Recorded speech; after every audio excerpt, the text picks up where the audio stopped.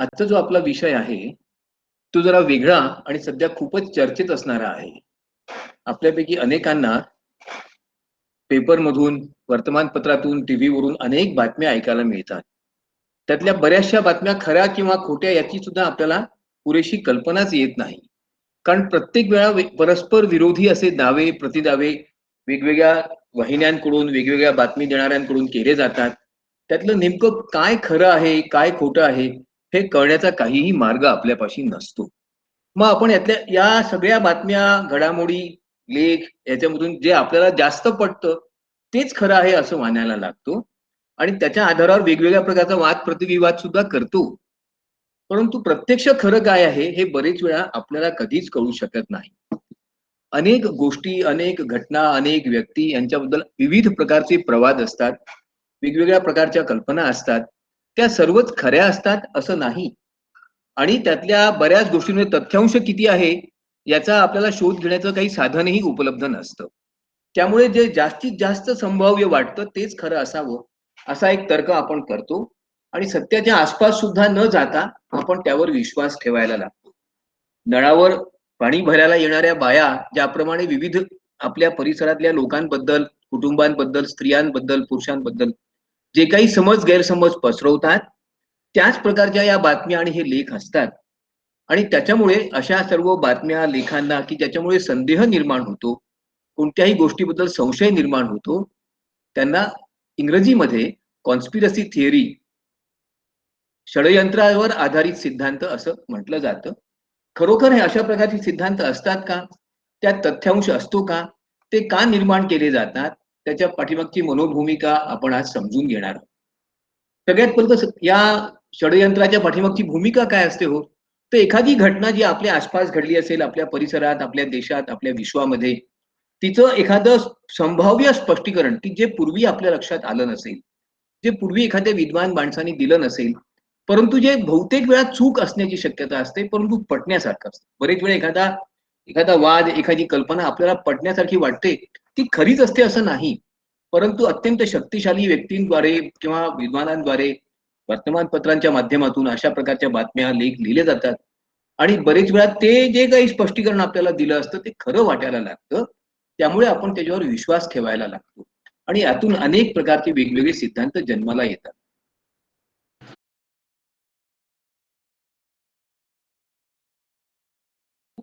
वर्तमानपत्रांद्वारे, टेलिव्हिजनच्या विविध वाहिन्यांद्वारे इतक्या वेगवेगळ्या प्रकारचे वाद, प्रवाद आणि सिद्धांत मांडले जातात, की त्यामुळे वस्तुस्थितीपासून फार दूर आपण चालले जातो.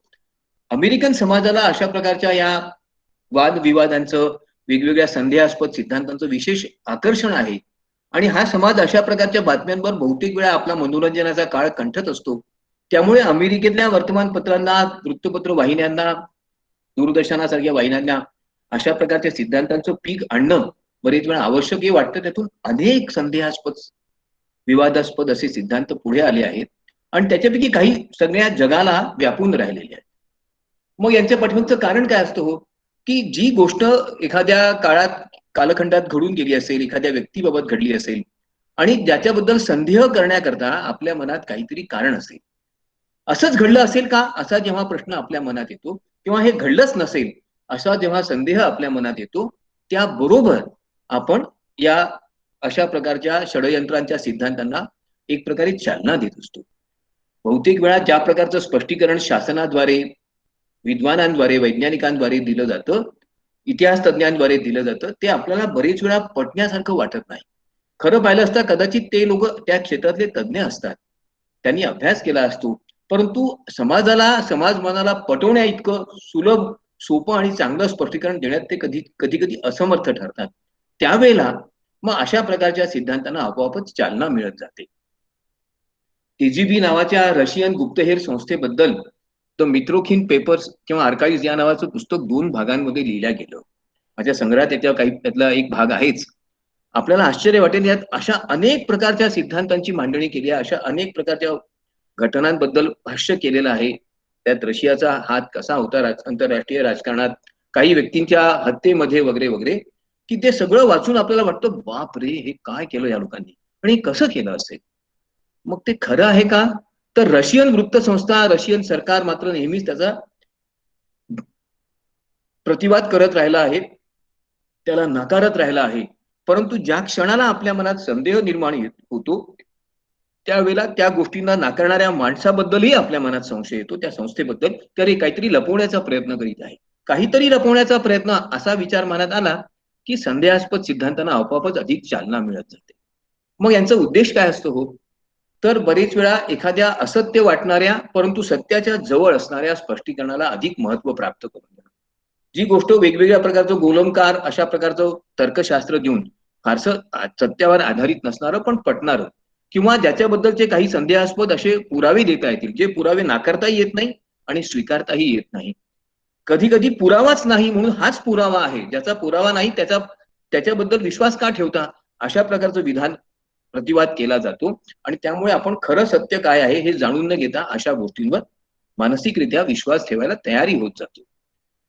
वेगवेगळ्या कारणांमुळे अशा प्रकारचे सिद्धांत पुढे येतात, त्याच्याबद्दल मी खूप सविस्तर पुढे सांगणारच आहे. सगळ्यात पर्यंत जिथे कुठे वाद असेल, जिथे कुठे संदेह करण्याकरता, जिथे कुठे वेगळं विधान करण्याकरता जागा असेल, जे कोणतं विधान शासनाने एखाद्या मान्यताप्राप्त प्रतिष्ठित संस्थेने केलं असेल, त्याला आव्हान देण्याची आपली जर क्षमता असेल किंवा आव्हान देण्यासारखी जागा असेल, तर आपोआपच असे सिद्धांत पुढे येतात.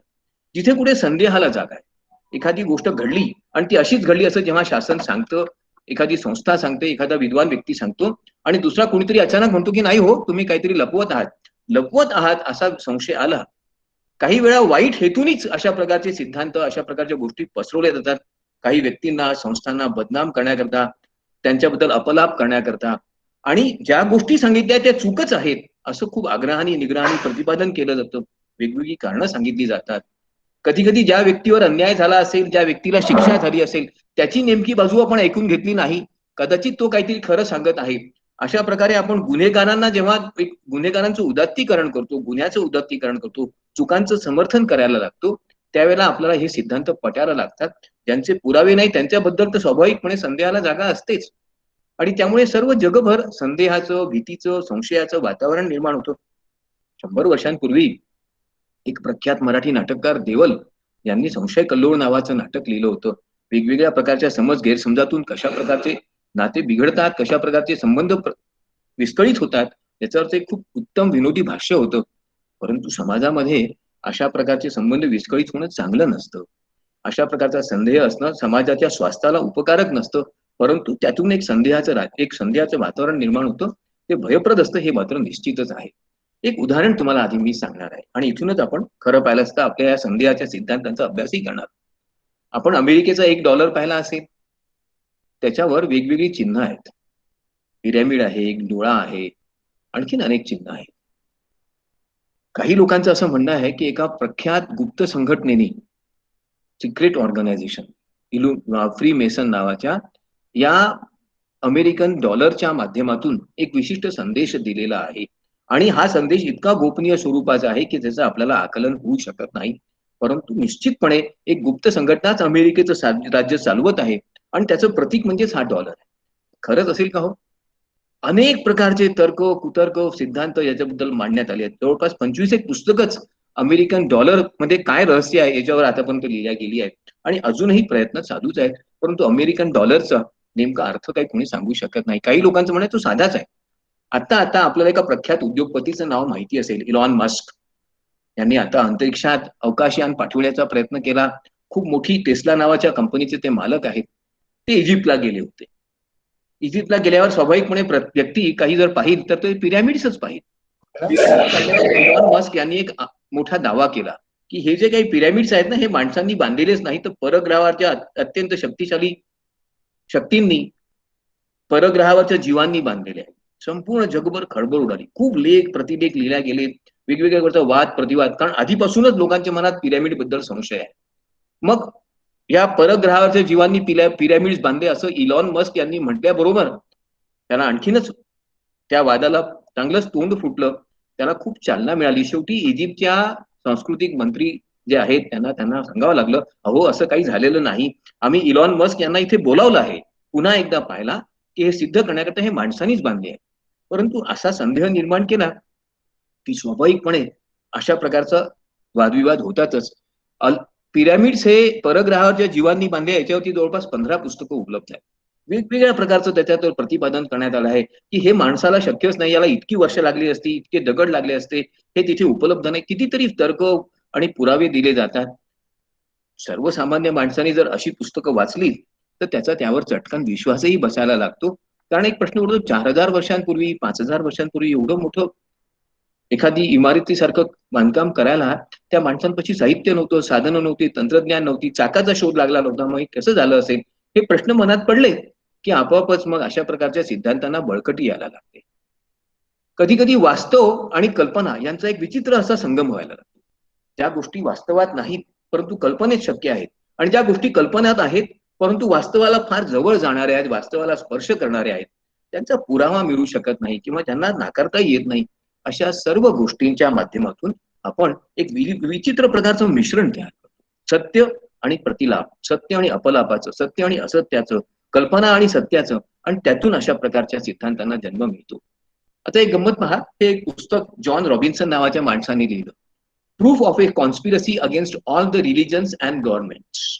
जगातल्या सर्व धर्मांच्या विरुद्ध, शासनाच्या विरुद्ध एक मोठी चळवळ सुरू झालेली आहे आणि ती फार विघातक आहे. याचा पुरावाच मला मिळाला आहे आणि तो पुरावा काय, तर माझं पुस्तक घेऊन वाचा. आता तुम्ही जर हे पुस्तक घेऊन वाचलं, तर त्यात तुम्हाला अनेक वेगवेगळ्या प्रकारची विधानं, प्रतिविधानं मिळतील, दावे प्रतिदावे मिळतील आणि बऱ्याचशा गोष्टी त्यातल्या सत्य असतात. परंतु या सत्याला ओढून ताणून दुसऱ्या कुठल्या तरी असत्य गोष्टीची असं काही जोडलेलं असतं, की त्यामुळे ते आपल्याला खऱ्या वाटायला लागतात. सर्वसामान्य मनुष्य संभ्रमित होतो. संभ्रमाची ही अवस्था सामान्यपणे अशा प्रकारच्या सिद्धांतांना जन्म देते. कधी कधी आपल्या मनात एखाद्या गोष्टीबद्दल, एखाद्या संस्थेबद्दल, एखाद्या धर्माबद्दल, एखाद्या देशाबद्दल पूर्वग्रह असतो. मग त्या पूर्वग्रहाला बळकटी देणारा कोणी एखादाही सिद्धांत मांडला, तर आपण तो खरा आहे असं आग्रहाने प्रतिपादन करायला लागतो. आपल्या देशाचा एखादा शत्रू असेल, आपल्या समाजाचा एखादा शत्रू असेल, आपल्याला न आवडणारा एखादा विचार असेल, मग त्याच्याबद्दल निर्माण केलेला प्रत्येक संदेह आपल्याला खरा वाटायला लागतो. कधी कधी ज्या गोष्टी अस्तित्वातच नाही त्यांचा वारंवार पाठपुरावा केला जातो. आणि तो पाठपुरावा कशा करता असतो? सत्य जाणून घेण्याकरता नाही, तर हे आम्ही जे मानतो तेच सत्य आहे हे सांगण्याकरता असतो. एखाद्या देशामध्ये किंवा एखाद्या देशाचं दुसऱ्या देशाशी युद्ध होतं. त्या युद्धानंतर त्या युद्धाची कारणं खरी आणि खोटी वेगवेगळ्या प्रकारे सांगितली जातात. त्या युद्धामध्ये न सहभागी झालेल्या व्यक्ती सुद्धा सहभागी होत्याच किंवा ज्या घटनांमुळे युद्ध झालं असेल त्याच घटना जबाबदार होत्या. अशा प्रकारचे अनेक सिद्धांत मांडले जातात. हे सर्व अशा प्रकारच्या षडयंत्राच्या सिद्धांतावर आधारितच असतात. एखाद्या समाजामध्ये मोठ्या प्रमाणात मनुष्य किंवा जीवहत्या झालेली असते, त्या जीवहत्येची कारणं काय आहेत हे सांगणारे सुद्धा अशा प्रकारचे अनेक लेख, अशा प्रकारचे अनेक पुरावे दिले जातात आणि काहीतरी सिद्ध करण्याचा प्रयत्न केला जातो. तर ल्युसिफर गॉस्पेल या नावाचं एक अत्यंत उत्तम कादंबरी माझ्या वाचनात आलेली आहे. या कादंबरीचं त्याचं म्हणणं काय हो, की सैतान आहेच आणि तो सैतान धर्मनिष्ठ व्यक्तींची अत्यंत क्रूरपणे आणि योजनाबद्ध पद्धतीने हत्या करत आहे. विशेषतः शासनात असणाऱ्या अशा व्यक्तींची, की ज्यांचा ख्रिश्चन धर्मावर स्वाभाविकपणे अर्थातच विश्वास आहे, कारण सैतानाला आपलं साम्राज्य प्रस्थापित करायचं आहे. आपण कदाचित ओमेन नावाचा एक चित्रपट पाहिला असेल. तो 4 भागांमध्ये होता. पहिल्या भागात ग्रेगरी पेक सारख्या अत्यंत कसलेल्या नटांनी सुद्धा काम केलेलं होतं. परंतु त्यातून काय संदेश होता हो, की हळूहळू सैतान ज्याच्या डोक्यावर 666 असे आकडे काढलेले आहेत, तो या जगावर राज्य करण्याकरता आपलं साम्राज्य प्रस्थापित करीत आहे. वेगवेगळ्या संस्था, उद्योग समूह, शासन यांना अंकित करीत आहे, ताब्यात घेत आहे. खरं आहे? नसेल, असेल, कोणाला माहित. सैतान आहे हेच कोणी पाहिलं नाही, तर सैतानाचं साम्राज्य आहे हे तरी कसं सिद्ध करायचं? परंतु विश्वास बसतो. आणखीन एक उदाहरण सांगतो. बायबल हा आपला एक पवित्र ग्रंथ आहे. परंतु या बायबल बद्दल किती संदेहास्पद बातम्या आणि विचार मांडले जातात, त्याचा तुम्हाला एक नमुना म्हणून डेड सी स्क्रोल्स या नावाच्या पुस्तकाबद्दल सांगू इच्छितो. हिब्रू लोकांनी अशा प्रकारच्या आजच्या ज्या प्रस्थापित असणाऱ्या बायबलमध्ये काही काही भाग नाहीच आणि हा भाग आम्हाला सापडलेला आहे असा काही जीव तज्ञांनी दावा केला. आणि त्यांनी सांगितलं की या मृत समुद्रामध्ये अशा प्रकारच्या वस्तू आम्हाला सापडल्यात, अशा प्रकारचे ग्रंथ, टॅबलेट्स आम्हाला सापडलेत, की ज्याच्यामध्ये बायबलचा आणि बायबलमधल्या काही भागांचा आणि येशू ख्रिस्ताबद्दलच्या काही त्याच्या जीवन वृत्तांताचा नेमका आणि अचूक वृत्तांत आहे. ज्या क्षणाला अशा प्रकारची बातमी पुढे आली, त्यानंतर हे खरं आहे असे सांगणारे शेकडो लोक आणि हे खोटं आहे, अगदी धादांत खोटं आहे, ही एक प्रकारची फोर्जरी, हे एक प्रकारची फसवेगिरी आहे असं सांगणारे हजारो लोक, या दोघांमध्ये जणू काही एक वागयुद्धच पेटलं. प्रत्येकाने आपापल्या परीने पुरावे देण्याचा प्रयत्न केला. डेड सी स्क्रोल्स हे एक ज्यू लोकांनी केलेलं थोतांड आहे असं म्हणणारे लोकही होते. तर डेड सी स्क्रोल्स हे सत्यच आहे असं सांगणारे विद्वान, पुरातत्व शास्त्रज्ञ आणि इतर प्रकारचे वैज्ञानिक देखील काही कमी नाहीये. खरं खोटं अद्यापही काही आपल्याला निश्चितपणे सांगता येत नाही. जो कोणी डेड सी स्क्रोलच्या बाजूने लिहिलेली पुस्तकं वाचतो आणि दुसरी पुस्तकं वाचत नाही त्याला तेच खरं वाटायला लागतं. तर हे खोटं आहे, हे एक मोठं ढोंग आहे असं ज्याचं म्हणणारी जी पुस्तकं आपण वाचली तर ते आपल्याला खोटंही वाटायला, पण खरं अजूनही माहित नाही.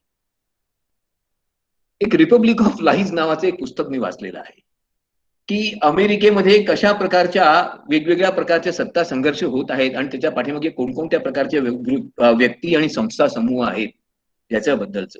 कारण काय की अशा प्रकारचे जे सिद्धांत असतात त्यांचा एक विशिष्ट प्रकारचा श्रोतृ वर्ग असतो, एक वाचक वर्ग असतो, एक विश्वास ठेवणारा त्यांचा एक अनुयायी वर्ग असतो आणि त्यामुळे त्या अनुयायी वर्गाला अशा प्रकारचे सर्वच सिद्धांत वाचायला फारच आवडतं.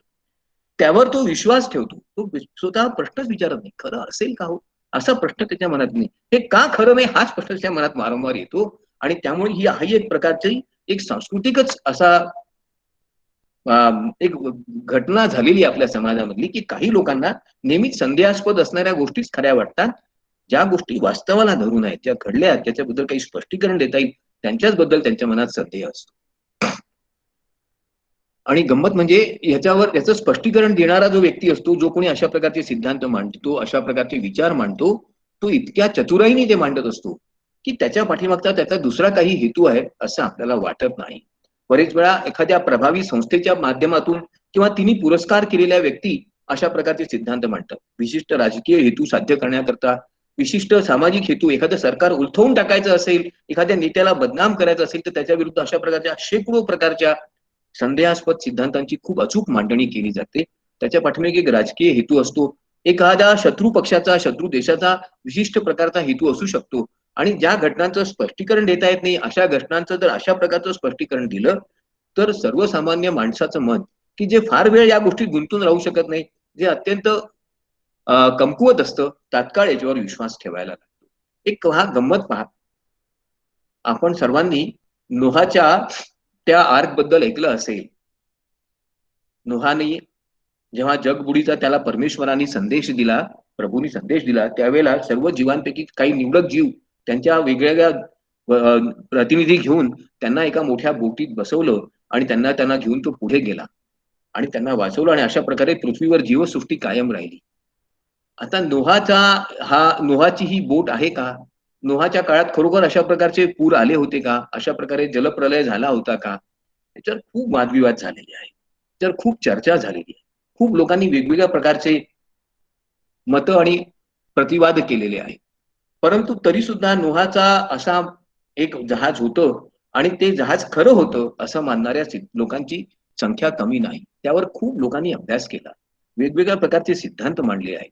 आणि खरं सांगायचं तर biblical account of Noah, the reality of Noah's ark या नावाचं पुस्तक आणि अशा प्रकारची अनेक पुस्तकं आणि त्यानंतर या नोहाची आर्क होती तर कुठे गेली, कुठे लपली असेल, कुठे अदृश्य झाली असेल, ती अस्तित्वात आहे का आज, अशा प्रकारचा शोध घेणाऱ्या वेगवेगळ्या प्रकारचे संशोधकांच्या मोहिमा सुद्धा निघाल्यात. अनेकांनी वेगवेगळ्या प्रकारचे पुरावे दिले.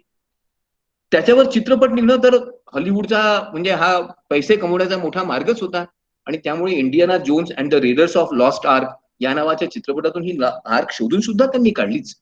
इतर अनेकांना वेगवेगळे पुरावे मिळाले. तुर्कस्थानातल्या एका अराराट नावाच्या पर्वतामध्ये ही नोहाची आर्क लपलेली आहे असं मांडणारे कितीतरी लोक आहेत आणि याच्याबद्दल कितीतरी पुरावे दिले. काही लोकांनी नकाशे पण दिलेत. आता खरं खोटं आपल्याला अद्याप तरी काही सिद्ध करता येत नाही. नोहा झाला की नाही हेच माहित नाही. त्या काळात तसा पूर आला होता का? त्या काळात अशा प्रकारचं जहाज किंवा अशा प्रकारची बोट वाहन तयार झालं होतं का? त्यात कोण होतं? काहीही आपल्याला निश्चित तथ्य माहिती नाही. परंतु संदेहाला मात्र निश्चितपणे जागा आहे. कधी कधी काही लोक अफवा पसरवण्यात धन्यता मानतात. अनाकलनीय अशा प्रकारच्या अनेक गोष्टी, सिद्धांत, घटना यांचं एक विचित्र स्पष्टीकरण ते देऊ शकतात. आता तर इंटरनेटच्या मुळे, आंतरजालाच्या मुळे तर वेबसाईटचा एक मोठा पूरच आलेला आहे. वेगवेगळ्या प्रकारचे ब्लॉग्स, युट्यूबवरचे व्हिडिओ, व्हॉट्सअप, ऑर्कुट, फेसबुक अशा सर्व माध्यमातून आपण अनेक सिद्धांत दररोज वाचतो. व्हॉट्सअपवरून तो वैद्यांचा एक मोठा पूरच आलेला आहे. न कारण नसताना अनेक प्रकारचे उपाय आणखीन उत्तरं देणाऱ्या विद्वानांचा, संशोधकांचा तर महापूर आलेला आहे. मग असे सर्व विद्वान लोक, असे सर्व महापुरात सापडलेले सर्व विद्वान, आणखीन शास्त्रज्ञ आणि डॉक्टर्स वेगवेगळ्या प्रकारचे सल्ले, उपदेश आणि सिद्धांत मांडत असतात. बरेच वेळा आपण व्हॉट्सअपवर अत्यंत रममाण होऊन जातो, आपलं मन गुंगून जातं आणि आपल्याला ते खरं वाटायला लागतं.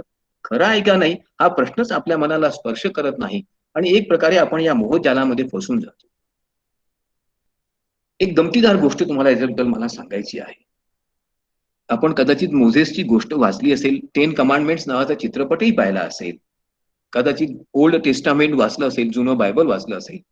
त्या सर्वांमध्ये मोझेसला परमेश्वरांनी एक आर्क दिली असा उल्लेख आहे. तिच्या माध्यमातूनच तो अर्थात इजिप्तमधून एक्झोडस आपलं महाप्रयाण करू शकला, आपल्या लोकांना वाचवू शकला.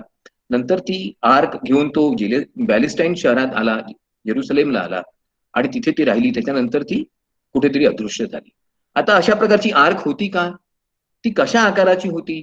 त्याचा उपयोग कसा केला जात होता याच्याबद्दल तुम्हाला आश्चर्य वाटेल. मी परवा स्वतः जेव्हा इंटरनेटवर त्याच्याबद्दल शोध घेतला, जवळपास 150 पेक्षा अधिक पुस्तकं आहेत. चित्रपटांची तर संख्या कमी झालेलीच नाहीये आणि सतत होत आहे. परंतु ही आर्क होती तर कुठे होती याच्याबद्दल आता आता म्हणजे 25-40 वर्षांपूर्वी इथोपिया नावाच्या देशाचे जे सम्राट होते, हेले सेलासी नावाचे, त्यांनी एक विचित्र विधान केलं की ही आर्क आमच्यापाशी आहे आणि आमचाच त्याच्यावर हक्क आहे, कारण सॉलोमनचा मुलगा इथोपियाचा पहिला राजा होता. आता त्यांनी जर आर्क त्यांच्यापाशी आहे असं म्हटलं तर तेव्हा त्यांनी दाखवायला पाहिजे होती, पण ती दाखवल्या गेली नाही. आणि त्यामुळे अद्यापही आर्क इथोपियात आहे की तुर्कस्तानातल्या एका चर्चमध्ये आहे की अजून ग्रीसमध्ये कुठेतरी आहे की जेरुसलेम मध्येच आहे. अनेक सिद्धांत, अनेक विचार, अनेक वाद, अनेक प्रवाद होत आहेत. अनेकांचा विश्वास आहे, श्रद्धा आहे. अशा प्रकारची मोझेसला आर्क मिळालीच होती. एका चार्ल्स बर्लिड्स नावाच्या लेखकांनी तर हे सिद्ध करण्याचा इतका काही पुरावा आणलेला आहे की ते सगळं वाचलं तर त्याच्यानंतर आपल्याला जेरुसलेमला जायची तात्काळ इच्छा होईल आणि त्या आर्कचं दर्शन घेऊन नतमस्तक केल्या झाल्याशिवाय आपलं जीवन कृतार्थ झालं नाही असंही आपल्याला कदाचित वाटू शकेल. मग वेगवेगळ्या प्रकारचे असे सिद्धांत मांडले जातात की जे अशा प्रकारच्या षडयंत्रपूर्ण विचारांना चालना देणारे असतात. कधी कधी एखादा शत्रू आपल्या बाहेर आहे, एखादा संघ, एखादी घटना, एखादी संस्था बाहेरून या देशाला, या समाजाला कमकुवत करण्याकरता प्रयत्न करत आहे. अशा प्रकारचे सिद्धांत मांडले जातात. कधी कधी हा शत्रू आपल्यामध्येच आहे, त्याचा नायनाट केला पाहिजे याच्याकरता प्रवाद विवाद आणखी वेगवेगळ्या प्रकारे संदेह निर्माण केले जातात. कधी कधी हा शत्रू अंतरिक्षातून येतो हा, आणि कधी कधी तो पृथ्वीच्या पोटातही असतो. काही तर देवानीच, ईश्वरानीच केलेले चमत्कार हे संदेहास्पद आहेत असंही मानलं. याचं उत्तर एक तुम्हाला छोटंसं द्यायचं आहे, त्यानंतर त्याचं स्पष्टीकरण देईनच. परंतु आपल्यापैकी अनेकांनी कदाचित एरिया 51 हे नाव ऐकलं नसेल, परंतु काही लोकांनी इंडिपेंडन्स डे नावाचा एक चित्रपट पाहिला असेल. या चित्रपटामध्ये अंतरिक्षातून एक यान पूर्वी कधीतरी आलं असतं, त्यातला एक अंतरिक्षातून आलेला परग्रहावरचा व्यक्ती पृथ्वीवर मरतो आणि त्याचा देह कुठेतरी एका न्यू मेक्सिको शहरातल्या एका संशोधन शाळेत लपवून ठेवलेला असतो आणि तिथूनच हा चित्रपट सुरू होतो. त्या एरियाचं नाव, त्या क्षेत्राचं नाव एरिया 51. खरं असेल का हो? तुम्हाला खोटं वाटेल, अमेरिकेतल्या 70% लोकांचा अद्यापही या गोष्टीवर विश्वास आहे की अशा प्रकारचा एक भूभाग आहे की ज्याच्यामध्ये अंतरिक्षाबद्दलचे प्रयोग होत असतात.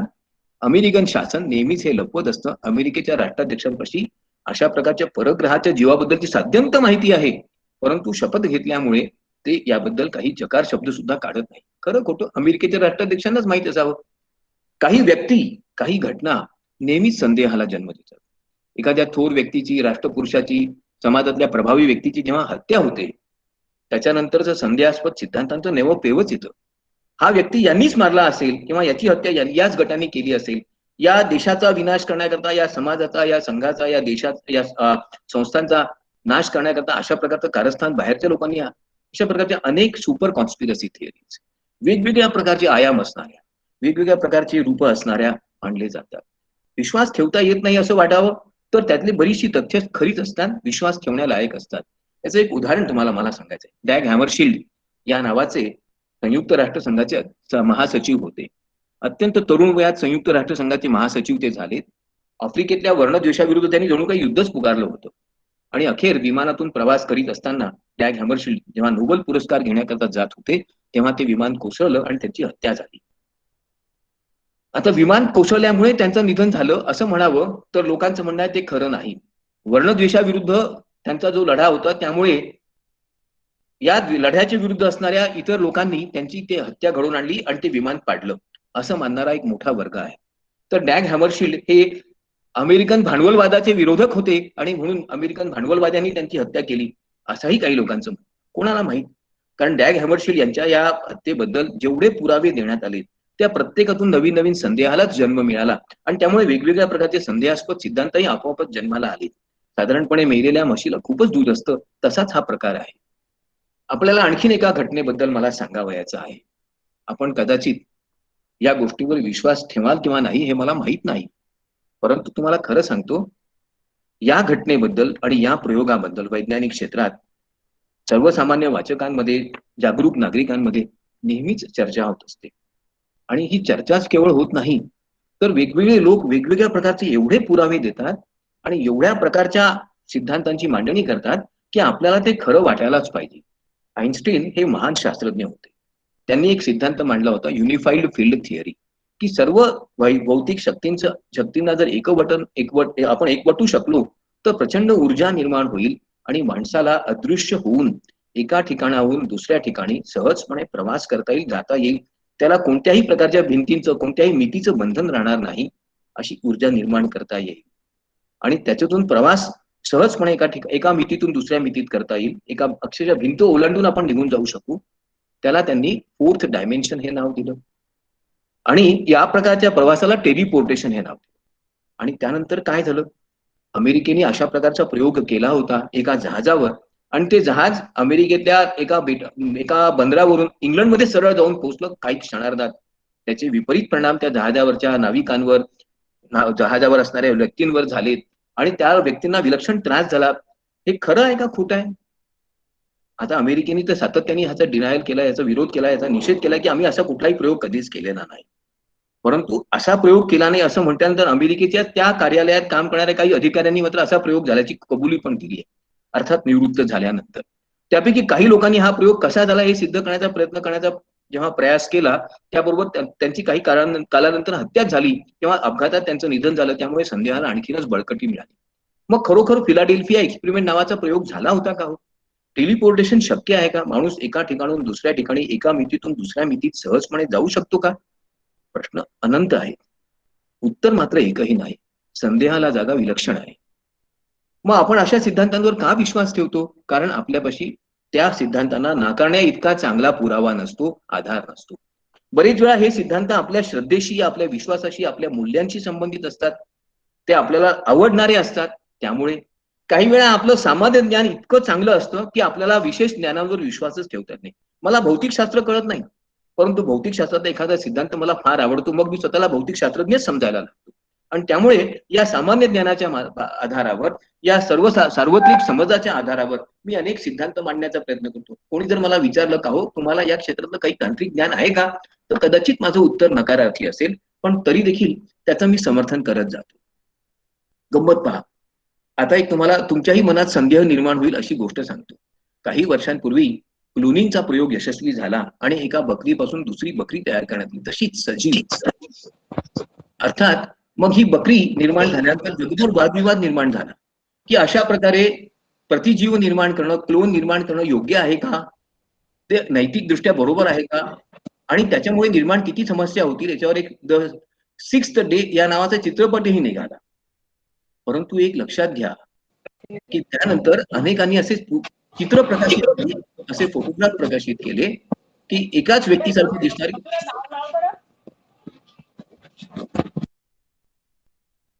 दुसरी व्यक्ती आणि त्या दोन्ही व्यक्ती हयात आहेत, एकत्र आहेत, पण ते जुळे भाऊ नाही. मग हे क्लोनिंगचाच प्रकार आहे, प्रतिजीवाचाच प्रकार आहे, असा प्रकारचा वाद निर्माण झाला. सर्वच संशोधन संस्थांनी, विशेषतः जैवतंत्रज्ञानात काम करणाऱ्या सर्वच प्रयोग संस्थांनी हे नाकारलं की अशा प्रकारचा मानवी प्रतिजीव निर्माण करण्याचा आम्ही प्रयास केलेला नाही, आम्ही कधी करणार नाही. परंतु त्याच्यावर विश्वास ठेवण्यासारखी मात्र पुरावे त्यांनी दिले नाही. उलट संदेह निर्माण होईल अशाच प्रकारची विधानं केली. परिणामतः ह्युमन क्लोनिंग, मानवी प्रतिजीवाची निर्मिती झाली आहे, या प्रकारच्या वादाला, या प्रकारच्या संदेहाला बळकटीच मिळाली. मग मनुष्याचं अशा प्रकारचं प्रतिजीवन निर्माण करणं वेगवेगळ्या प्रकारचे ह्युमन क्लोन्स तयार करणं योग्य आहे का? त्याचा दुरुपयोग होऊ शकतो. हिटलर सारखे 100 प्रतिजीव निर्माण केले तर जगात काय थैमान माचेल?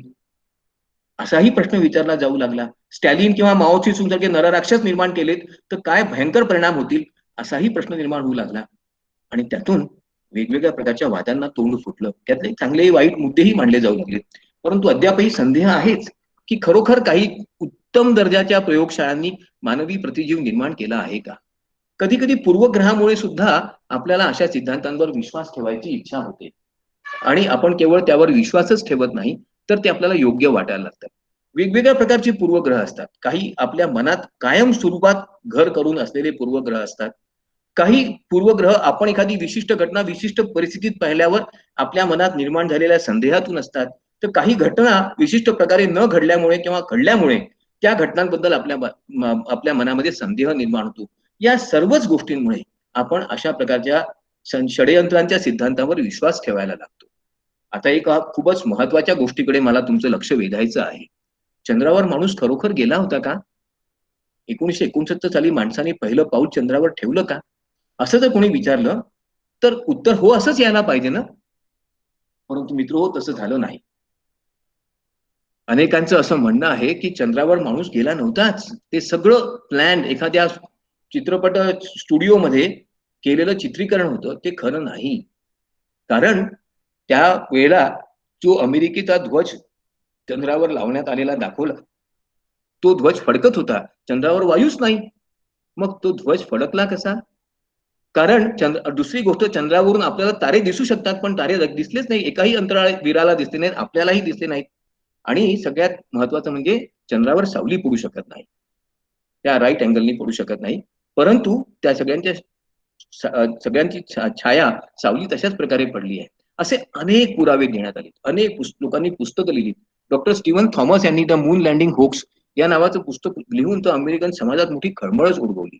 अनेकांना त्याच्यानंतर 10-15 वर्ष तरी चंद्रावर मनुष्य गेला याच्याबद्दल संदेह निर्माण होणाऱ्या अनेक गोष्टी खऱ्या वाटू लागल्या.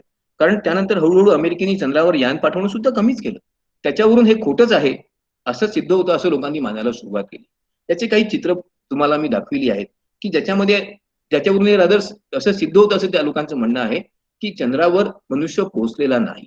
खरं खोटं चंद्रावर गेलेल्या त्या अंतराळवीरांना, नासाला आणि शास्त्रज्ञांनाच माहिती आहे.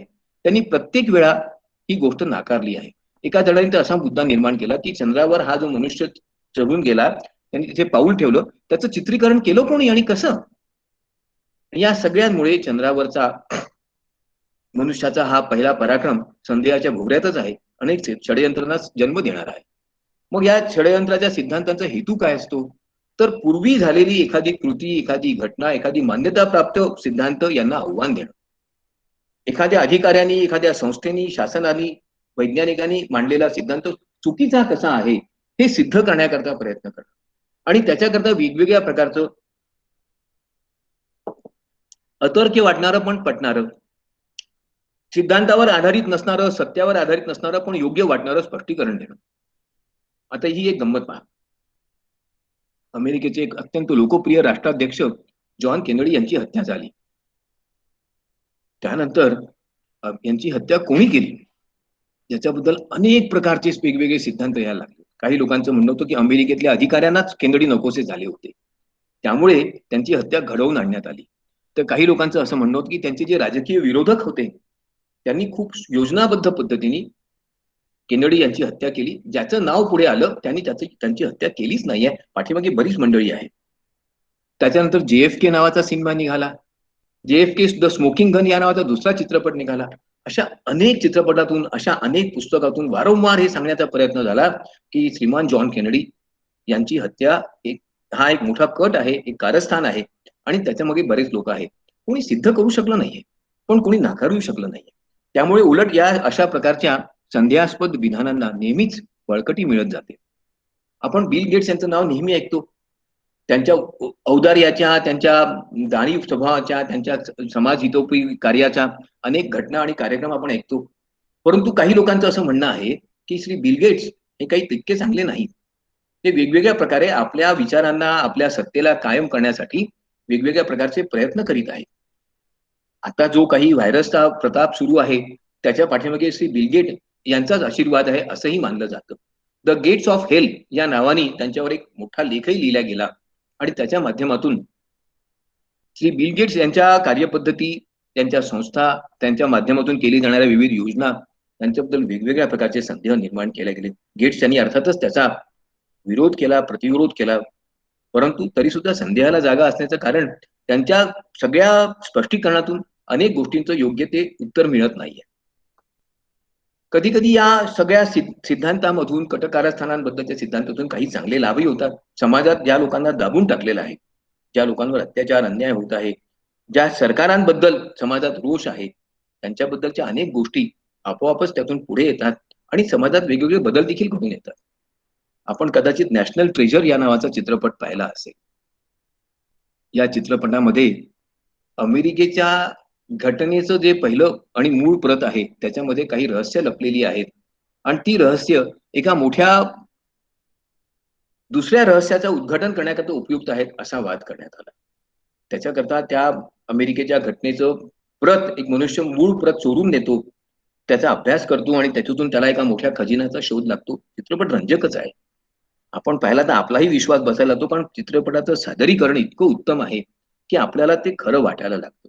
परंतु अर्थातच हे खरं असून अमेरिकेला एवढा मोठा खजिना मिळाला असं 2 भागांमध्ये, आता तिसराही भाग येत आहे, हे जर खरं असतं तर फारच मोठा गोंधळ उडाला असता. आपल्यापैकी काही लोकांनी दा विन्सी कोड या कादंबरीचं वाचन केलं असेल किंवा हा चित्रपट पाहिला असेल. आपल्या योगा गार्डन क्लब मधील श्री अजित ठाकूर यांनी याचा मराठीत अत्यंत रसाळ अनुवाद देखील केलेला आहे. पण या पुस्तकाचं वैशिष्ट्य काय हो, अनेक वर्षांपासून, काही शतकांपासून एक प्रवाद आहे की जीसस, येशू ख्रिस्त याचं मेरी मॅग्डलेनशी लग्न झालं होतं आणि त्याची संतती सुद्धा आहे. होली ग्रेल म्हणजे मेरी मॅग्डलेनची संतती आहे. खरं का खोटं, त्याच्याकरता वेगवेगळ्या प्रकारचे पुरावे दिले गेले. एका डाविन्सीनी काढलेल्या चित्राचा आधार घेऊन हे सिद्ध करण्याचा प्रयत्नही झाला. मग अशा प्रकारचा गुप्त संदेश खरोखरच डाविन्सीनी दिला होता का? लिओनार्दोला हे सत्य माहिती होतं का? यापूर्वीच्या लोकांना माहिती होतं का? त्याच्याबद्दल वेगवेगळ्या प्रकारच्या ग्रंथरचना झाल्या, वेगवेगळ्या प्रकारचे सिद्धांत मांडले गेले. काही लोकांनी हे सगळं खोटं आहे, जीससवर केलेला हा आरोप अत्यंत अनाठायी, अयोग्य आहे, त्याचं चारित्र्य हनन करणार आहे, असाही प्रतिवाद केला. काही लोकांनी ते खरं कसं आहे याच्याकरता वेगवेगळे ऐतिहासिक पुरावे देण्याचा प्रयत्न केला. सत्य अद्याप उलगडायचंच आहे. कधी कधी या सगळ्या सिद्धांताच्या माध्यमातून जनमत निर्माण केलं जातं. एखादं शासन कार्यरत नाही, कार्यक्षम नाही, एखादा नेता योग्य नाही, अशा प्रकारच्या भावनांना चेतना दिली जाते, उत्तेजन दिलं जातं. एखाद्या समाजातल्या एखाद्या रचनेला पूर्णपणे आव्हान देण्याकरता अशा प्रकारचे वेगवेगळे सिद्धांत मांडले जातात. परकीय शत्रूला उत्तेजन मिळावं आणि त्यांनी आपल्यावर आक्रमण करावं, अशा प्रकारची मानसिकता आणि स्थिती निर्माण करण्याकरता अशा प्रकारच्या सिद्धांतांचा तर खूपच कल्पकपणे वापर केला जातो. एक उदाहरण तुम्हाला सांगू इच्छितो. आपण डायना स्पेन्सर या महान स्त्रीबद्दल ऐकले असेल. इंग्लंडच्या राणीची सून, प्रिन्स चार्ल्सची पत्नी, त्यांचा अपघातात निधन झालं. परंतु हे अपघाती निधन नसून ही हत्या आहे असं सांगणारे अनेक लेख त्यानंतर इंग्लंडच्या अनेक वर्तमानपत्रांमधून आले. त्यावर पुस्तकही निघाली. The murder of princess Diana, the princess Diana conspiracy, अशा प्रकारच्या पुस्तकांच्या माध्यमातून शेकडो पुरावे देण्याचा प्रयत्न झाला. वेगवेगळ्या प्रकारच्या पत्रकारांनी, लेखकांनी, संशोधकांनी, समाजशास्त्रज्ञांनी याच्यावर वेगवेगळं भाष्यही केलं. इंग्लंडच्या राजघराण्याची पूर्ण बदनामी याच्यातून झाली. त्यामुळे राजघराण्याने वेगवेगळं स्पष्टीकरण देण्याचा प्रयत्न, इंग्लंड शासनाने देखील प्रयत्न केला, परंतु लोकांच्या मनातला संदेह अजून गेलेला नाही. एका जनमत संग्रहामध्ये श्रीमती डायना यांची हत्या झाली की तो अपघात होता असा प्रश्न विचारला असताना जवळपास 72% लोकांनी त्यांचा अपघात नसून हत्या झाली आहे अशा प्रकारचा संदेहच व्यक्त केला. यावरून आपण या कटकारस्थांच्या सिद्धांतांना जनमत कसं स्वीकारतो याची कल्पना आपल्याला येऊ शकते. कधी कधी अशा कल्पना असतात की ज्या आपल्या मनावर नकळत राज्य करत असतात. आपल्या मनात कुठेतरी अशा कल्पना असतात, आपल्या मनात कुठेतरी असे विचार असतात वेगवेगळ्या घटनांबद्दल, समाजातल्या सिद्धांतांबद्दल, समाजातल्या व्यक्तींबद्दल, रचनेबद्दल, परंतु ते आपण व्यक्त करू शकत नाही. मग असा एखादा सिद्धांत जर आपल्या पुढे आला तर त्याला स्वाभाविकपणे आपण आपोआपच मूक संमती देतो. समाज मनच अशा प्रकारच्या घटनांना योग्य मानायला लागतं, खरं मानायला लागतं. विशेषतः जेव्हा प्रसार माध्यमातून अशा प्रकारचे लेख, विचार व्यक्त केले जातात त्याला आपोआपच नकळत समाज प्रतिसाद द्यायला लागतो, अनुकूल प्रतिसाद द्यायला लागतो आणि समाजात अशांतता निर्माण होते. एक उदाहरण तुम्हाला सांगू इच्छितो. आपण अब्राहम लिंकन यांचं नाव ऐकलं असेल. आणि टाळणारा महापुरुष म्हणून त्यांचा उल्लेख केला जातो. त्यांची पण हत्या झाली. परंतु ही हत्या खरंच त्या माणसाने केली का? की दुसरे कोणी केली? खरंच तो विल्किस बूथ जबाबदार होता का? अनेक प्रकारचे विवाद प्रतिवाद केल्या गेले. द बाल्टिमोर प्लॉट या नावाच्या पुस्तकामधून तर लिंकन यांची हत्या हे एक सुनियोजित षडयंत्र होतं आणि ते अनेक दिवसांपासून चालू होतं. आता 12 साली आलेल्या लिंकन या चित्रपटातून देखील अशाच प्रकारच्या प्रवादांना जन्म देण्यात आला. ब्लड ऑन द मून या पुस्तकात तर अब्राहम लिंकनचं असेसिनेशन करण्यामागे एक विशिष्ट प्रकारचा व्यक्तिसमूह होता, उद्योग समूह होता, अमेरिकेतला एक समाज होता. याच्यावर अगदी सरळ सरळ स्पष्ट आरोपच करण्यात आला आहे. 100-125 वर्षांपूर्वी झालेल्या घटनांची नेमकं समर्थन आणि स्पष्टीकरण कसं देणार, हा नेहमीच प्रश्न आपल्या मनापुढे पडतो. पण समाजमन अशा गोष्टींना हळूहळू स्वीकारायला लागलं. आपण चार्ल्स ड गॉल हे नाव ऐकलं असेल. फ्रान्सचे राष्ट्राध्यक्ष होते, अत्यंत लोकप्रिय होते. त्यांची हत्या करण्याचे 3-4 प्रयत्न झालेत, ही गोष्ट सत्य आहे. परंतु अर्थातच त्यांची हत्या होऊ शकली नाही. त्यावर फ्रेडरिक फोर्सिथ या नावाच्या एका प्रख्यात कादंबरीकाराने नंतर एक कादंबरी लिहिली, द डे ऑफ द जॅकाल नावाची. आणि त्याच्यात असं दाखवण्याचा प्रयत्न केला की अल्जेरियाबद्दलच्या गॉल यांच्या निर्णयामुळे जे असंतुष्ट आणि नाराज झालेले सेनाधिकारी आणि इतर व्यक्ती होत्या, त्यांनी गॉल यांची हत्या करण्याकरता कार्लोस नावाच्या एका व्यक्तीला बोलावलं, आमंत्रित केलं, भाडोत्री मारेकरू ना. आणि त्यांनी तो प्रयत्न कसा केला याच्याबद्दलची अत्यंत रंजक आणि प्रभावी कादंबरी, तितकाच उत्तम दर्जाचा चित्रपट आहे. आपल्यापैकी कोणी जर पाहिला नसेल तर जरूर बघा, आपल्याला मनापासून आवडेल. वाचायला ही कादंबरी विलक्षण मोहवणारी आणि गुंगवणारी आहे. परंतु खरी आहे का हो? खरोच कार्लस नावाचा कोणी असा भाडोत्री खुनी होता का? होता तर त्याचं काय झालं? गॉल यांची हत्या करण्याचा तो प्रयत्न तशाच प्रकारे झाला का? याच्याबद्दल आपल्याला सत्याची मात्र जाणीव नाही आहे. अमेरिकेत एक आजही चलनात असणारा प्रवाद तुम्हाला सांगतो. त्यावरून समाजमन कशा प्रकारे बदलत असतं याची आपल्याला कल्पना येईल. अमेरिका हा एक प्रभावी आणि प्रबळ देश आहे. 60 सालापासून सर्वसामान्य अमेरिकन माणसाला असं वाटतं की आपल्या देशाचं हे वैभव सामर्थ्य पाहून जगातली इतर देश त्याच्यावर नाराज झालेले आहेत. आणि हे सर्व देश अमेरिकेवर ताबा मिळविण्याकरता, अमेरिकेचा पराभव करण्याकरता वेगवेगळ्या योजना आखत आहेत. खूपशा खऱ्या वाटणाऱ्या अशा घटना, अशा प्रकारचे सिद्धांत मांडले जातात. त्यातला एक सिद्धांत म्हणजे ब्लॅक हेलिकॉप्टर्स. असं मानलं जातं की अमेरिकेच्या विनाशाकरता, अमेरिकेच्या विमोडाकरता संयुक्त राष्ट्रसंघ, रशिया आणि इतर अनेक देश एकाच दिवशी हल्ला करतील आणि अमेरिकेचा नाश करतील. ही घटना 60 सालापासून आजतागायत आजही खरी मानली जाते. त्याच्यात तथ्य आहे असं मानलं जातं. अद्याप तरी काही अमेरिकेचं वाईट झाल्याचं एकीवर नाही. ओसामा बिन लादेन या प्रख्यात म्हणणं बरोबर होणारच नाही. अतिरेक्याबद्दल आपल्याला माहिती आहे.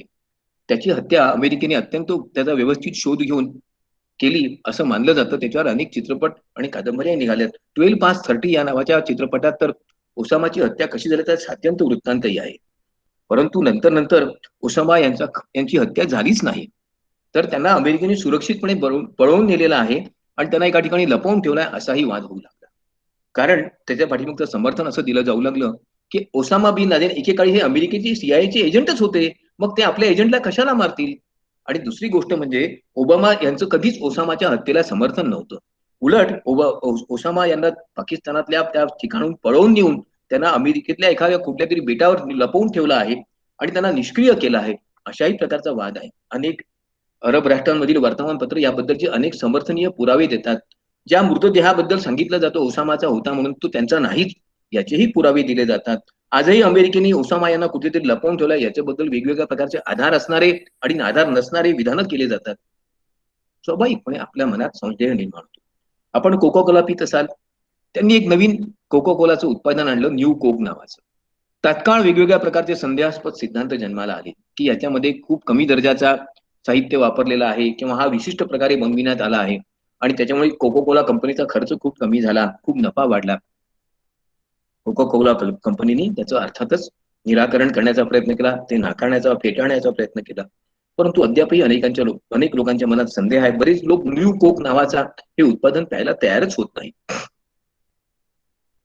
आपण अडॉल्फ हिटलर याच्याबद्दल जर विचार केला तर आपल्याला हे अधिकच चांगल्या प्रकारे लक्षात येईल. दुसरं महायुद्ध संपलं 45 साली.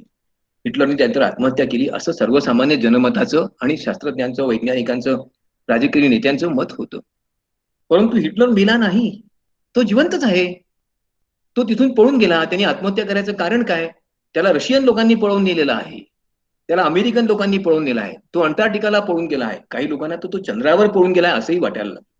आणि असंही सांगितलं जाऊ लागलं की जोसेफ स्टॅलिन या रशियाच्या क्रूरकर्मा हुकुमशाला अशा प्रकारच्या खोट्या बातम्या देणं आवडत होतं आणि म्हणून हिटलर जिवंत आहे अशा प्रकारच्या अनेक कंड्या त्यांनी पिकवल्या. खरोखर तुम्हाला आश्चर्य वाटेल, हिटलर इज अलाइव्ह अशा प्रकारच्या बातम्या इंग्लंडमधल्या अनेक वर्तमानपत्रात 60-65 सालापर्यंत सातत्याने येत होत्या. हिटलर कॉन्स्पिरसी या नावाचं पुस्तक तो फारच गाजलं. नाझींना सुपर नॅचरल अति अति परकीय परग्रहावरच्या शक्तींची अतिंद्रिय शक्तींची मदत मिळत होती आणि हिटलर हा अर्जेंटिनात लपलेला आहे अशा प्रकारच्या अनेक कल्पना, अनेक सिद्धांत मांडले गेले. त्याच्यावर कितीतरी चित्रपट आणि कादंबऱ्या निघाल्यात. विश्वासार्ह वाटाव्यात अशा प्रकारे त्यांचं सादरीकरण झालं. अर्थातच खरं खोटं हिटलर आणि त्या पत्रकारांना, लेखकांनाच माहिती आहे. आणखीन एक विवाद असणारी जर घटना कोणती असेल तर फ्री मेसन नावाची गुप्त संघटना. फ्री मेसन हे जगावर राज्य करण्याकरता प्रयत्न करीत आहेत. वेगवेगळ्या प्रकारची कटकारस्थानं रचत आहेत. ती अत्यंत प्रभावी संघटना आहे. अनेक देशांच्या शासकांवर, राजांवर, शासन यंत्रणेवर त्यांचं नियंत्रण आहे आणि ते अशा प्रकारे कार्य करून एक दिवस संपूर्ण जग ताब्यात घेणार आहे. हा विचार जवळपास 19व्या शतकापासून आजतागायत सातत्याने मांडला जातोय. शेकडो हजारो लोक तशी पुस्तकं वाचतात, त्यावर विश्वासही ठेवतात. आत्ताची तुम्हाला एक घटना सांगायला पाहिजे. उस्ट अकील या नावाचा एक नवीनच वाद, एक नवीन सिद्धांत तुर्कस्तानमध्ये मांडण्यात आला. तुर्कस्तानमध्ये 17 साली एक भूकंप आला होता. असं मांडण्यात आलं की हा भूकंप अमेरिकेनी आणि तुर्कस्तान विरोधी शक्तींनी एका विशिष्ट प्रकारच्या शस्त्राच्या माध्यमातून घडवून आणला होता. हा नैसर्गिक आपदा नव्हती. तुर्कस्तानला नष्ट करण्याकरता केलेलं हे कारस्थान आहे आणि त्याच्याकरता खूप पुरावे दिले गेले. तुर्कस्तानचे आजचे जे हुकुमशहा आहेत एर्दोगॉन, त्यांनी त्याचं समर्थनही केलं आणि त्यामुळे तुर्की जनमत सातत्याने अमेरिकेच्या विरुद्ध राहिलेलं आहे. मला या युसुफजाई या थोर स्त्रीला अत्यंत अल्पवयात नोबेल पुरस्कार मिळाला. परंतु स्वाभाविकपणे तिला नोबेल पुरस्कार मिळाल्यानंतर तिचे जे काही विरोधक तालिबानी आणि इतर विचारांचे लोक होते त्यांनी सांगितलं ही अमेरिकेची एक गुप्त हेर आहे आणि हिच्या माध्यमातून अमेरिका आणि पाश्चात्य शक्ती तालिबानला बदनाम करण्याकरता प्रयत्न करीत आहेत आणि त्याच्याकरता तिला नोबेल पुरस्कार देऊन सन्मानित करण्यात आला आहे. खरं सांगायचं म्हणजे अशा प्रकारचं अनेक लेख लिहिले गेले. एवढंच काय तर त्याच्यावरून एक गोष्ट आणखीन पुढे सांगण्यात आली की रॉबर्ट डी निरो यांनीच तिच्या वडिलांची भूमिका करून त्या काळात तिला नोबेल पुरस्कार मिळवून देण्याकरता प्रयत्न केला. त्याच्या पाठीमागे सीआयएचा हात होता हे अर्थातच मलाला माहित. ख्रिस्त विरोधी सैतान जन्माला आलेला आहे आणि आता तो सगळं जग आपल्या ताब्यात घेणार आहे. हा एक आवडता सिद्धांत आहे. नेपोलियन हा ख्रिस्त विरोधक होता, हिटलर होता, आणखीन कोणीतरी आहे तो येणारच आहे. या सैतानाला बळ देण्याकरता अनेक उद्योग समूह, व्यावसायिक संघटना आणि इतर अनेक व्यक्ती प्रयत्न करीत आहेत कारण सैतानाचं साम्राज्य सातत्याने विस्तारत आहे. पवित्र मनाची माणसं आणि पवित्र आत्मे जोपर्यंत एकत्र येत नाही तोपर्यंत सैतानावर आपण अर्थातच विजय मिळवू शकणार नाही आणि त्याच्याकरता ख्रिस्त धर्माची अनुयायी होणं आवश्यक आहे. असे अनेक सिद्धांत जेनेसिस नावाच्या मासिकातून, प्लेन ट्रूथ नावाच्या मासिकातून आणि इतर अनेक पुस्तकातून, लेखातून सातत्याने मांडले जातात. युट्यूबवर आपल्याला याच्याबद्दलच्या अनेक चित्रफिती पाहायला मिळतील. अशा प्रकारचं कोणी आहे का हो? तो येणार आहे का? मला तरी माहिती नाही. पोप जॉन पॉल या नावाच्या एका प्रख्यात पोपची हत्या झाली. खरं बोलतं त्यांचा नैसर्गिक मृत्यू झाला असं मानलं जातं. सप्टेंबर 78 मध्ये त्यांचा मृत्यू झाला. परंतु त्यांच्या मृत्यूनंतर अनेक प्रकारच्या कंड्यांना, प्रवादांना, अफवांना जन्म मिळाला कारण त्यांचा मृत्यू संदेहास्पद परिस्थितीत झाला होता. खूप लेख त्याच्यावर लिहिल्या गेले. गॉडफादर नावाच्या चित्रपटाच्या 3ऱ्या भागात तर माफियांचं या पोप पॉलशी जवळचा संबंध होता असं सिद्ध करण्याचाही प्रयत्न झाला आणि त्याच्यात सत्यता आहे असंही काही लोक मानत होते. बायबल आणि जीसस ख्राइस्ट यांच्याबद्दलच्या अशा प्रकारच्या प्रवादांची तर संख्याच मोजता येणार नाही. जीसस ख्राइस्ट, पवित्र येशू यांना त्या क्रुसावर चढविल्यानंतर त्यांचा मृत्यू झाला नव्हता तर तिथून वापस आले अशा प्रकारचे अनेक सिद्धांत आहेत. येशू ख्रिस्ताने केलेल्या अनेक चमत्कारांबद्दल आणि तो जन्माला आला होता किंवा नाही याच्याबद्दलही अनेक सिद्धांत आहेत. तुम्हाला आश्चर्य वाटेल की याबद्दल जीसस ख्राइस्ट हे भारतात आले होते आणि त्यांचे 16 वर्ष त्यांनी भारतात घालवले अशा प्रकारचाही सिद्धांत मांडला जातो. जीसस ख्राइस्टचे लॉस्ट इयर्स, हरवलेली वर्ष याचा अभ्यास करणारा, याचा शोध घेणारे अनेक पुस्तकं लिहिल्या गेली आहेत.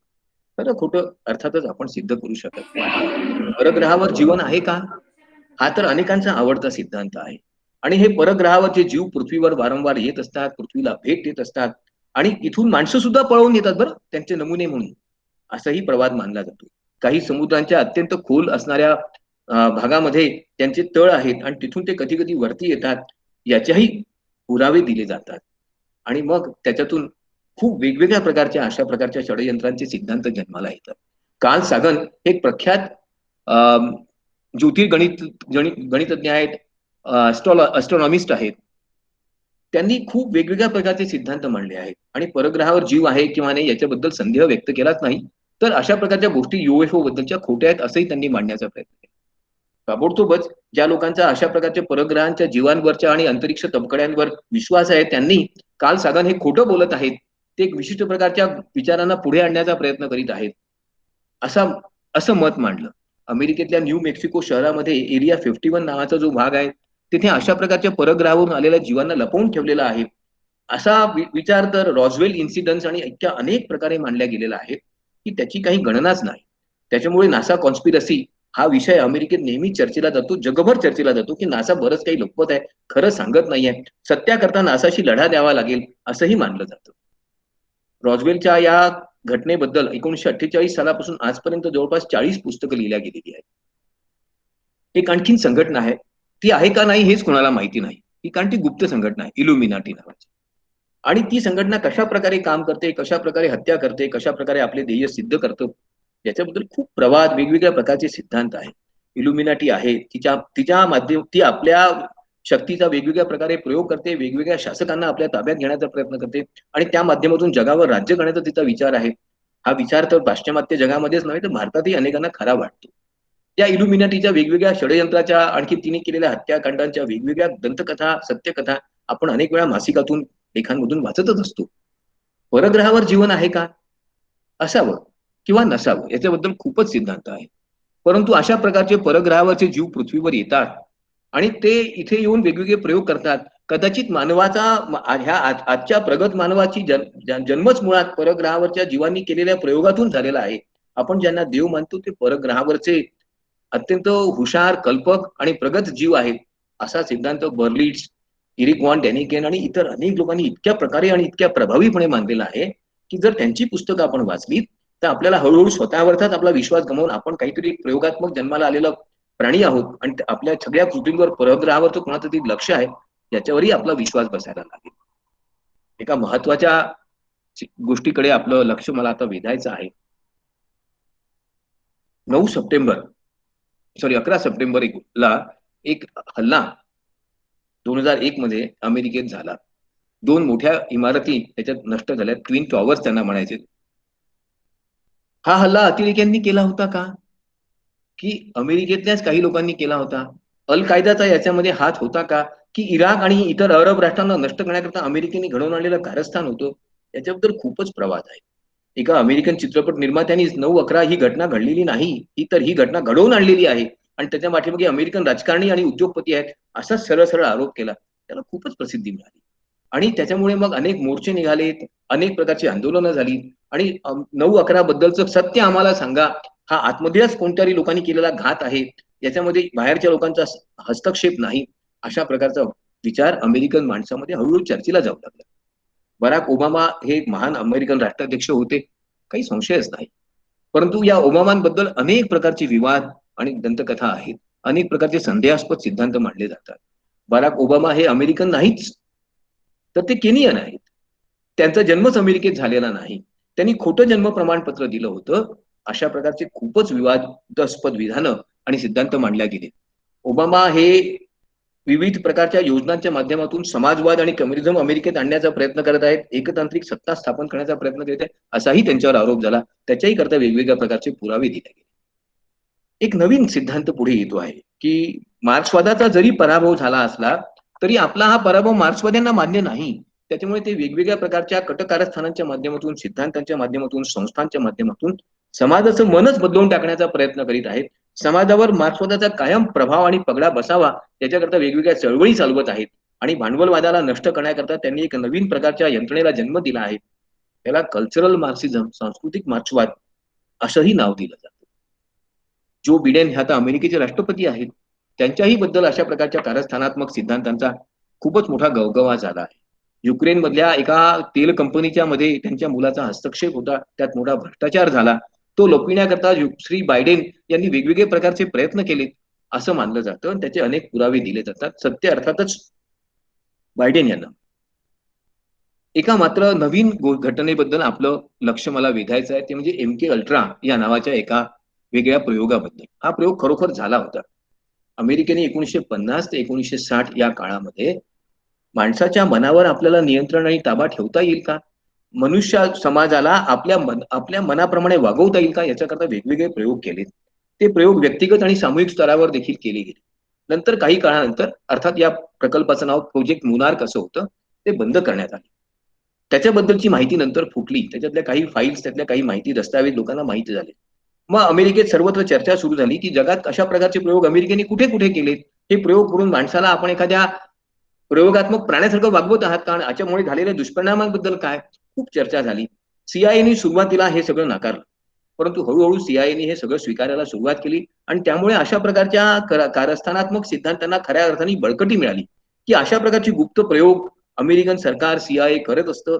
मानवी जीवनाच्या शुद्धतेची, पवित्रतेची त्यांना काही चाड नाही. ते आपल्या स्वार्थाकरता काही करू शकतात. अशा प्रकारचा अमेरिकन संस्थांवर, शासनावर आरोप झाला. पुरावे मिळाल्यामुळे तर अमेरिकेची त्यात बरीच नाचक्की झाली. अर्थात सीआयएने सांगितलं, की हे आम्ही प्रयोग जे केले होते अगदी सामान्य स्वरूपाचे होते. याच्यातून कोणालाही कुठलीही अनुचित हानी झालेली नाही. कोणी विश्वास ठेवायला मात्र तयार नाही. The rape of the mind या नावाचं एक पुस्तकच त्याच्यावर निघालं, की मानवी मनावर हा एक प्रकारचा बलात्कारच आहे आणि खऱ्या अर्थाने मानवी समाजावर हा केलेला अमेरिकेने मोठा अन्याय आहे. ब्रेन वॉशिंगच्या तंत्राचा अशा प्रकारचा दुरुपयोग करण्याचा अमेरिकेला कोणताही अधिकार नाही. अर्थात प्रश्न वादास्पदच आहे. ग्लोबल वॉर्मिंग, जागतिक अशा प्रकारचा पर्यावरणात्मक बदल होत आहेत का? ते खरं आहे, की काही लोकांनी जाणून बुजून अशा प्रकारचा प्रचार केला आहे? काही औद्योगिक संस्था, काही धनाढ्य व्यक्तींनी अशा प्रकारच्या प्रचाराची एक मोठी मोहीम चालवून समाजाचं मन बिघडवलं आहे का? डोनाल्ड ट्रम्प या अमेरिकेच्या माजी राष्ट्राध्यक्षांनी अशा प्रकारचा आरोपही काही लोकांवर केलेला आहे, की हे सगळं होक्स, हे सगळं खोटं आणि फसवं आहे, हे कारस्थान आहे, यात तथ्यांश नाही. सगळ्यात आता शेवटल्या आणि महत्वाच्या गोष्टीकडे आपलं लक्ष वेधतो आहे. आता आपल्या देशात, या सगळ्या जगातच कोविड बद्दल सातत्याने वेगळं बरंच काही लिहिलं जात आहे. अशा प्रकारचा व्हायरस, अशा प्रकारचा विषाणू आहे का? अशा प्रकारच्या विषाणूमुळे समाजात मोठ्या प्रमाणात जीवहानी होत आहे का? हा एक मोठा सामूहिक आजार आहे का? पॅन्डेमिक आहे का? आणि त्याच्यावर काही उपाय आहे का? याबद्दल वेगवेगळ्या प्रकारचे प्रवाद, वेगवेगळ्या प्रकारचे विचार आपण सातत्याने वाचत असालच. व्हॉट्सअपवर किंवा इतर प्रकारच्या सामाजिक माध्यमांवर तर याच्याबद्दल एवढे लेख, एवढ्या प्रकारची माहिती येते, की खरं काय आहे हे कळू शकत नाही. पण अनेक विद्वानांनी, वैज्ञानिकांनी, डॉक्टर्सनी याच्याबद्दल वेगवेगळी पुस्तकं लिहिली आहेत. द कंटॅजन मिथ या नावाच्या पुस्तकात कोरोना व्हायरस नावाचा कोणताही व्हायरस नाही, अशा प्रकारचा कोणताही आजार पसरवणारा विषाणू नाही, असं सांगण्याचा प्रयत्न केला. तर काही लोकांनी हा एक कृत्रिम स्वरूपाचा विषाणू आहे. तो प्रयोगशाळेत तयार झाला आहे आणि विशिष्ट प्रकारे मोठ्या प्रमाणात जनहत्या घडवून आणण्याकरता केलेलं हे चीनचं कारस्थान आहे. द रेड पिल्ड किंवा COVID-19 अशा प्रकारची पुस्तकातून असा वादही करण्यात आलेला आहे. कोविड बद्दल आणि त्याच्या पूर्वीच्या अशा प्रकारच्या साथीच्या आजारांबद्दल वेगवेगळ्या शासनांवर, सरकारांवर, प्रयोगशाळांवर आरोप झाले आहेत. प्रामुख्याने चीनवर अशा प्रकारचे आरोप झाले आहेत. काही लोकांचं असं म्हणणं आहे, की हा एका मोठ्या जागतिक कारस्थानाचा भाग आहे. या माध्यमातून जागतिक लोकसंख्येवर नियंत्रण तर आणायचंच आहे, पण त्यासोबतच चीनला जगात सर्वत्र आपलं वर्चस्व प्रस्थापित करायचं आहे. त्याकरता इतर देशांची अर्थव्यवस्था खिळखिळ्या करण्याकरता चीनने अशा प्रकारच्या व्हायरसची निर्मिती केली आहे. व्हॅक्सिन बद्दलही अशाच प्रकारचे वादप्रवाद आहेत. व्हॅक्सिनमुळे षंडत्व येतं, व्हॅक्सिन हे चांगलं नाही, व्हॅक्सिनमुळे कोणताही रोग बरा होऊ शकत नाही, अशा प्रकारच्या लसीकरणाचा कोणताही फायदा होणार नाही. अशा प्रकारच्या शेकडो विधानांचं आज वर्तमानपत्र भरलेली आहेत. काही वर्तमानपत्रांनी अशा प्रकारच्या लसीकरणाच्या मोहिमेला सुरुवात होण्यापूर्वीच ही चांगली नाही, ही अयोग्य आहे, अपूर्ण आहे, अशा प्रकारचा वाद निर्माण करून समाजामध्ये संभ्रम निर्माण करण्याचा प्रयत्न आपल्या देशातही केलेला होता. हे आपल्याला ऐकून आणि वाचून माहित असेलच. मग कोविड ही एक कारस्थानाची घटना आहे का? तुम्हाला आश्चर्य वाटेल. जगभर याच्याबद्दल वेगवेगळ्या प्रकारचे अभ्यास करण्यात आलेत आणि त्याच्यातून असं लक्षात आलं, की बहुतेक लोकांना हे कारस्थान आहे. लोकसंख्या नियंत्रणाकरता बिल गेट्स यांनी केलेलं, चीननी केलेलं, वुहानच्या प्रयोगशाळेतून निर्माण झालेलं नवीन जागतिक यंत्रणा प्रस्थापित करण्याकरता केलेलं अशा प्रकारच्या वेगवेगळ्या घटनांवर लोकांचा विश्वास आहे, अशा प्रकारच्या वेगवेगळ्या संदेहात्मक सिद्धांतांवर लोकांचा विश्वास आहे. मग वेगवेगळ्या शस्त्र असतात, अशा प्रकारची शस्त्र जगात कोणीतरी निर्माण केली आहेत की ज्यामुळे संपूर्ण समाजाचा विश्वाचा नाश होईल आणि ती आपल्या देशावर टाकण्यात येणार आहेत. अशा प्रकारच्या संग्रहांना तर लोकांना नेहमीच समर्थन देताना दिसून येतं. आपल्या शत्रू देशाने अजून नवीन प्रकारची शस्त्र व मिसाईल्स तयार केली आहेत आणि त्या माध्यमातून ते आपल्यावर हल्ला करणार आहेत. यामुळे जनतेत एक भीती निर्माण. अमेरिकेमध्ये अशा प्रकारची भीती रशियाबाबत सातत्याने निर्माण होत होती, युरोपात निर्माण होत होती आणि अशा प्रकारच्या इव्हन आणि खरं सांगायचं म्हणजे सुनामी हा सुद्धा एखाद्या बॉम्बचाच प्रकार आहे, एका शस्त्राचाच प्रकार आहे, असाही आरोप वेगवेगळ्या देशांनी केलेला आहे. खरं खोटं अद्याप सिद्ध झालेलं नाही. शेवटल्या एका कारस्थानाच्या घटनेबद्दल सांगून आजचं व्याख्यान संपवतो. आपण जॉर्ज सोरोस हे नाव ऐकलं असेल. असं मानलं जातं की जॉर्ज सोरोस हे चीनच्या सहकार्याने सगळ्या जगावर नियंत्रण ठेवण्याकरता प्रयत्न करणारे एक मार्क्सवादी विचारवंत उद्योगपती आहेत. त्यांना समाजवाद सगळ्या जगात प्रस्थापित करावायचा आहे म्हणून इतर सर्व देशातील शासन आणि समाज यंत्रणा खिळखिळी करावी याच्याकरता ते सातत्याने प्रयत्न करीत आहेत. त्यांच्याविषयी अफाट धनसंपत्ती आहे, तिचा उपयोग ते याच पद्धतीने करतात. त्यांचं एक विधान आहे, destroying America will be the culmination of my lives work. अमेरिकेचा पूर्ण विनाश हे माझ्या जीवनाचं सर्वोच्च यशाचं बिंदू राहील, असं विधान त्यांनी स्वतःच केलेलं आहे. आणि त्यामुळे जॉर्ज सोरोस यांच्याबद्दल हे एक हंगेरियन उद्योगपती आहेत. समाजामध्ये सर्वत्र संदेह निर्माण होतो. त्यांच्या या संपूर्ण कार्याबद्दल अनेक देशातल्या वर्तमानपत्रांनी, पत्रकारांनी, राजकीय नेत्यांनी संदेह व्यक्त केला आहे. आणि जॉर्ज सोरोस हे समाज हिताचं कार्य करीत नाहीत, तर डेमोक्रेसी जिथे लोकशाही आहे अशा समाजांना नष्ट करण्याकरता, समाजवाद आणि हुकुमशाही प्रस्थापित करण्याकरता प्रयत्न करीत आहेत, असा त्यांच्यावर आरोप झाला. कारण त्याच्या पाठीमागे एक अजून कारण आहे की एक नवीन जागतिक अर्थव्यवस्था, नवीन जागतिक शासन व्यवस्था प्रस्थापित व्हावी, एकतांत्रिक शासनाची एक यंत्रणा प्रस्थापित व्हावी, याच्याकरता काही देश, काही संस्था प्रयत्न करीत आहेत.